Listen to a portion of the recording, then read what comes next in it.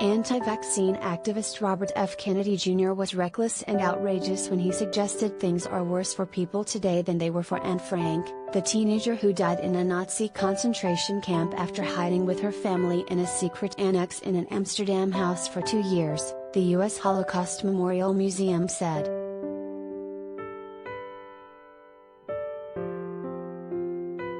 Making reckless comparisons to the Holocaust, the murder of 6 million Jews, for a political agenda is outrageous and deeply offensive. Those who carelessly invoke Anne Frank, the Star Badge, and the Nuremberg trials exploit history and the consequences of hate, the museum said Monday in a statement posted to Twitter.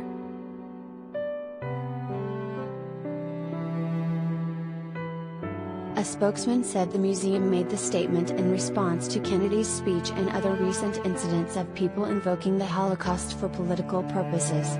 The museum also pointed out that Anne Frank was one of the 1.5 million children who died during the Holocaust.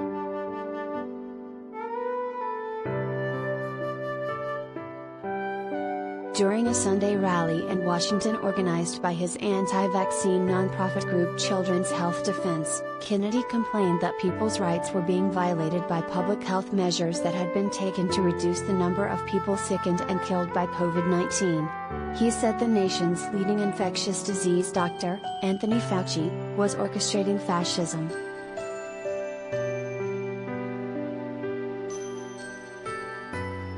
Even in Hitler's Germany, you could cross the Alps to Switzerland.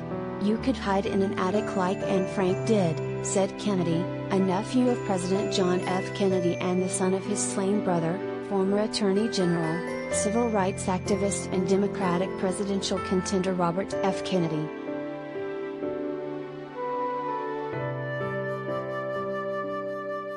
Kennedy Jr. went on to say that today, the mechanisms are being put in place that will make it so none of us can run and none of us can hide, and complained about 5G, the newest generation of wireless communication networks, and about vaccine passports.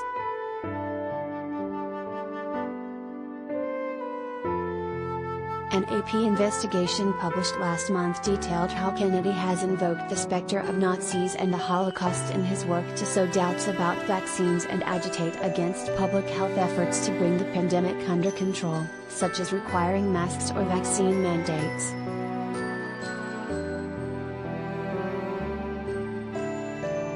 In a speech to the Ron Paul Institute in October, for example, Kennedy referenced Nazis multiple times, obliquely comparing public health measures put in place by governments around the world to Nazi propaganda meant to scare people into abandoning critical thinking.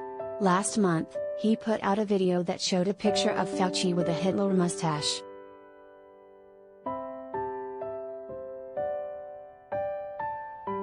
Kennedy apologized in 2015, after he used the word Holocaust to describe children whom he believes were hurt by vaccines.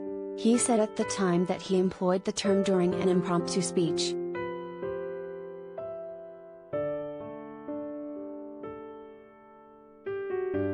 That he has continued to use such comparisons indicates he means it, said Dr. David Gorski, a cancer surgeon at Wayne State University School of Medicine in Detroit and a critic of the anti-vaccine movement who has tracked Kennedy's rhetoric for over 15 years.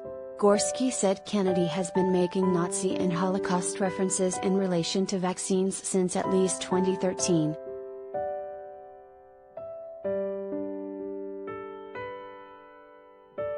In the past few years, Gorski said, Kennedy has been more open about using such language, which he said may indicate Kennedy senses it resonates with the new fan base he has built up during the pandemic, or that the consequences of using such language are unacceptably negative.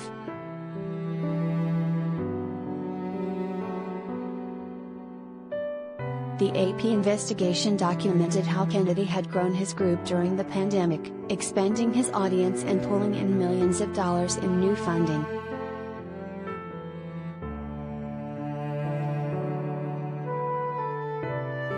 Gorski said the language demonstrates one of the ways Kennedy likes to connect with his audience, buttering them up by portraying them as going against the flow and smarter than everyone else.